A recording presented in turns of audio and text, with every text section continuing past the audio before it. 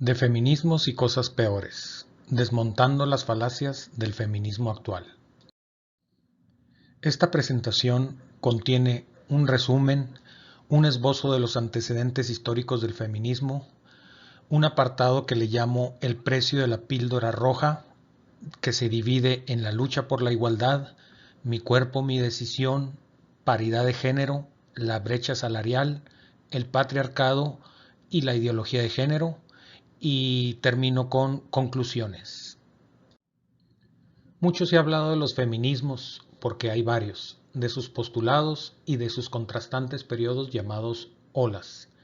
Si bien es honesto aceptar sus nobles inicios en los que se ha tratado de incorporar a la mujer a una igualdad de condiciones en todos los ámbitos del quehacer social y ciudadano, derechos, mas no precisamente obligaciones, sus resultados no han sido tan decorosos como se pudiese pensar.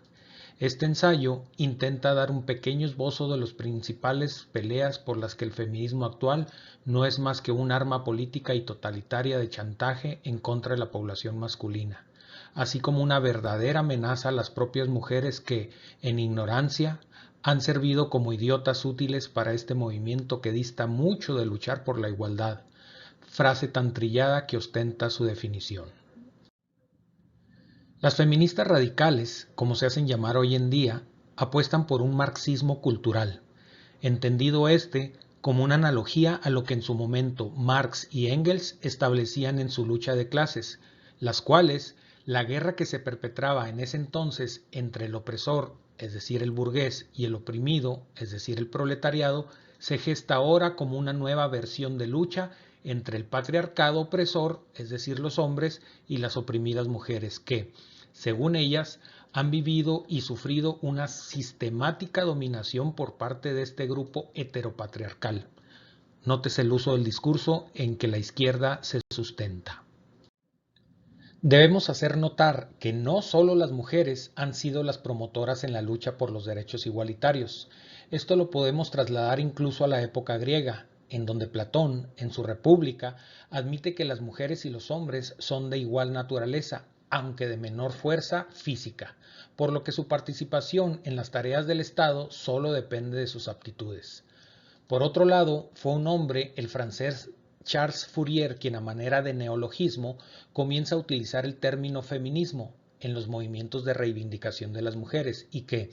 posteriormente, pasaría como womanism, es decir, mujerismo, en países anglosajones. Personajes como Benito Jerónimo Feijó, con su texto Defensa de las Mujeres de 1726, François Poulain de la Barré a finales del siglo XVII, con su afirmación de que el cerebro humano no tiene sexo, el marqués de Condorcet, quien para 1789 decía que la privación de los derechos a las mujeres era una violación del derecho natural, Frederick Douglass, quien habiendo nacido esclavo, fue de los pocos hombres que asistió a la convención de Seneca Falls de 1848, en donde nació el feminismo norteamericano. Y por último, el filósofo John Stuart Mill, quien en 1866 se convirtió en el primer diputado en pedir el voto femenino en el Parlamento británico. Estos son solo algunos de los hombres con perspectiva de género quienes ayudaron a formar y apoyar los justos movimientos de mujeres en pro de la igualdad de derechos, aunque poco o nada se ha hablado de las obligaciones.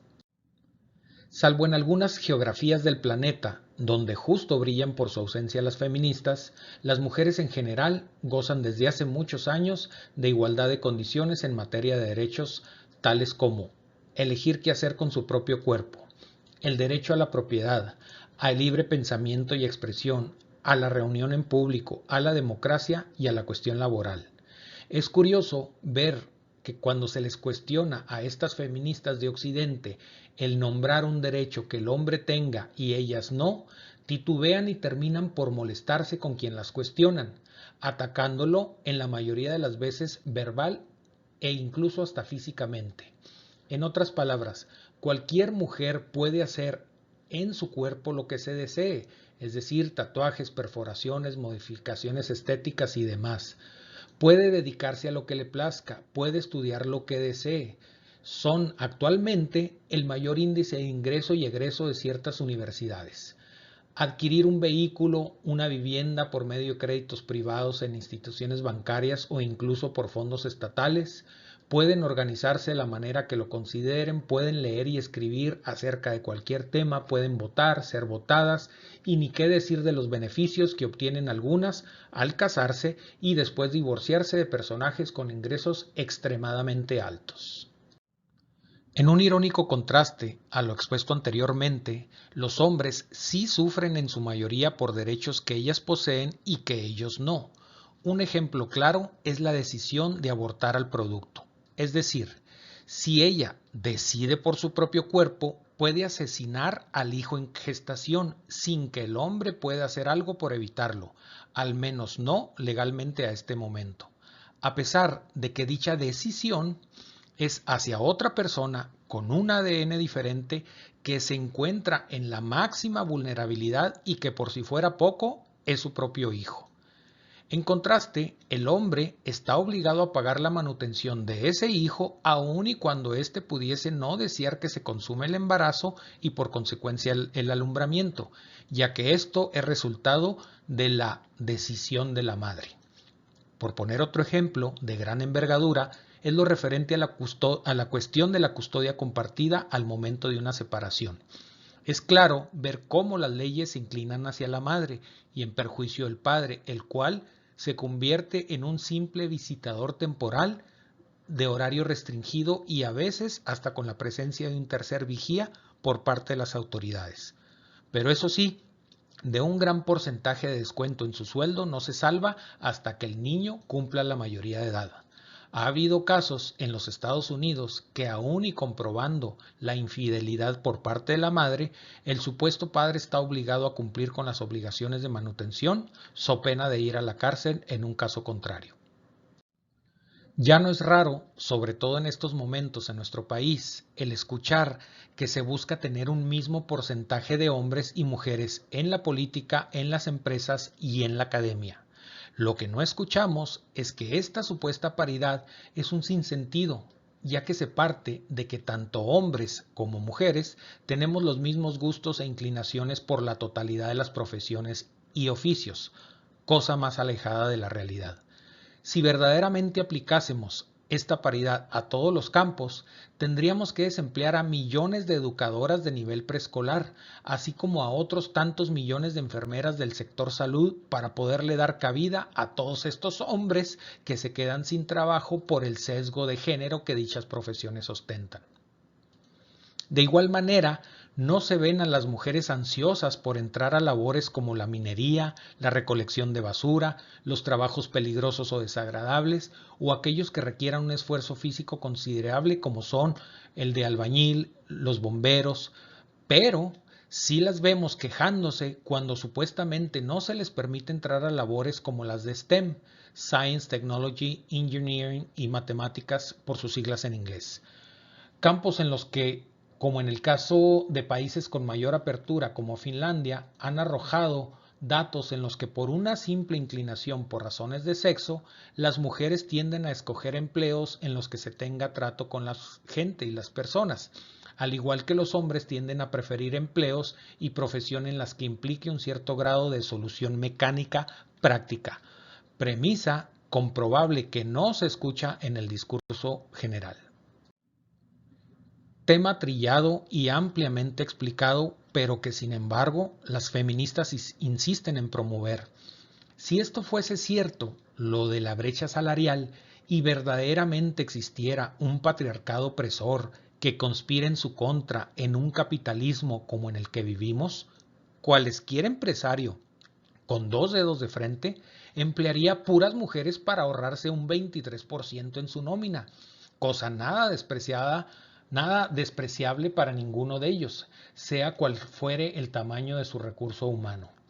Esto fue desarrollado por Heidi Hartman, una economista con tinte feminista quien, bajo el concepto de valor comparable, acuña el término para comprobar que existe una diferencia en ingresos por hacer el mismo trabajo,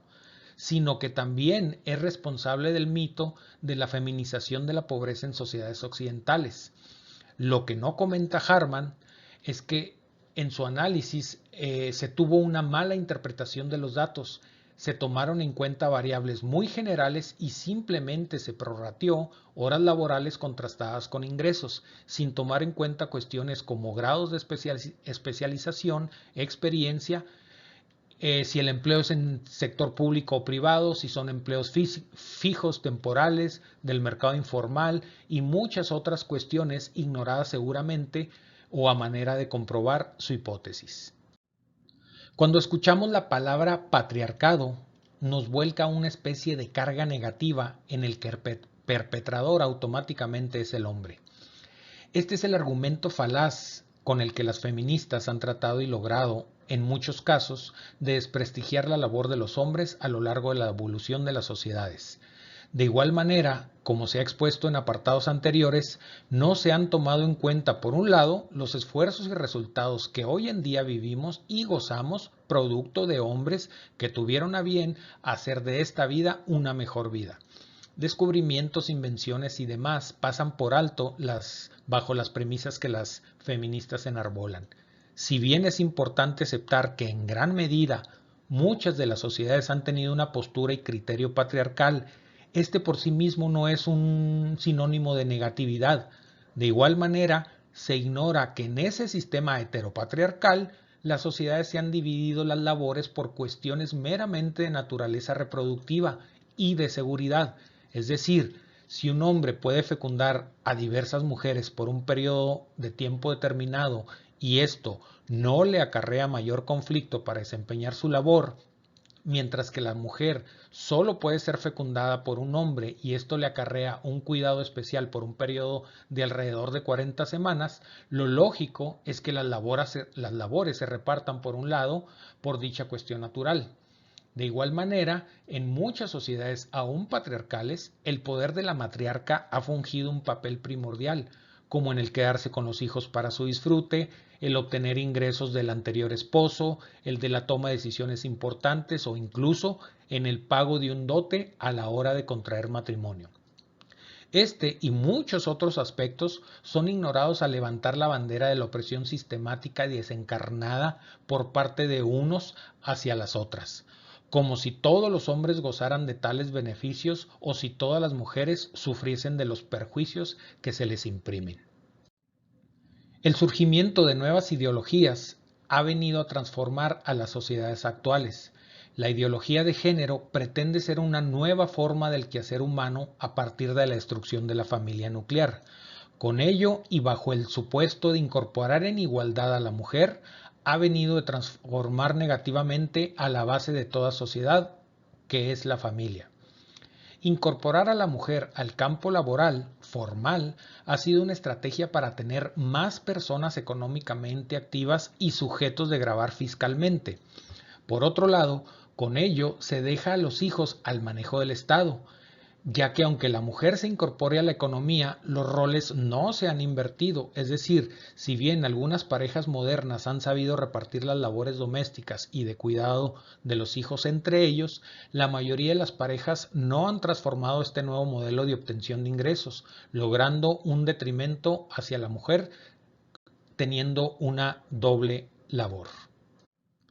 Como hemos visto muy brevemente, ninguno de los postulados por los que las feministas se manifiestan por la supuesta igualdad tiene un sentido lógico y objetivo.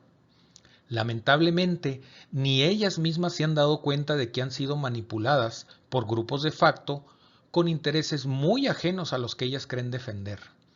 Como consecuencia, las ha hecho más infelices, los estudios lo comprueban, así como ha generado que con sus actos y actitudes menos hombres se acerquen a ellas por miedo a ser rechazados o incluso denunciados por supuestos acosos de todo tipo en su contra.